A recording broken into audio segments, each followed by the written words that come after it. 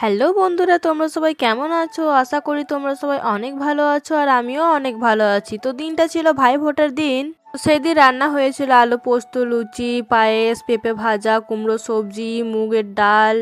এখানে দেখেছো মা কতটা পায়েস করেছে। বৃহস্পতিবার ছিল তাই হয়েছিল নিরামিষ রান্না। তারপর আমিও মায়ের একটু হেল্প করে দিচ্ছিলাম। আমি করে দিচ্ছিলাম বাঁধাকপির সবজি, কারণ বাড়িতে এত কিছু রান্না হবে, সবাই আসবে, মা একা কি করে করবে। সবটাই মা করেছিল, তবে লুচিটা আর বাঁধাকপি সবজিটা আমি করে দিয়েছিলাম। তারপর আমি এখানে রান্না করতে করতে চলে এসেছিল আমার দাদা ফোঁটা নিতে আমার কাছে। তারপর আমি দাদাকে ফোঁটা দিচ্ছিলাম।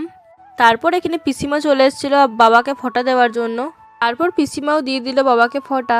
তোমরা কতজনের কাছে ফোঁটা নিলে আমাকে অবশ্যই জানাবে। আজকের দিনটা কতটা খুশির দিন, তাই না বন্ধুরা?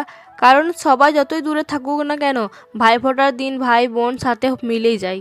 তারপর এখানে মা আমার বোনপোকে দিয়ে দিল ফোঁটা।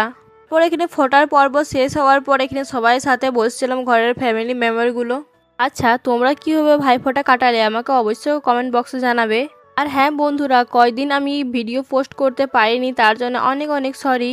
কারণ কয়দিন আমার মায়ের শরীরটাও ঠিক ছিল না আর ঘরে অনেক মেম্বার ছিল, তাই একটু কাজ বাজ করতে হচ্ছিল। এবার থেকে ডেলি ব্লগ আসবে আমার চ্যানেলে। হাই ভাই, তোমরা সবাই কেমন আছো বলো? তোমরা সবাই কেমন আছো? আমরা ভালো আছি। টাটা। চলে এসেছি। তুমি আমার এখানে এখানে এখানে এখানে এখানে তোমার ঘর খেতে আসবো। হ্যাঁ ঠিক আছে, তুমি আমার ঘরে খেতে আসবে। পেট ভরে খাবে তুমি, ঠিক আছে। সব খেলো। সব খেলবে।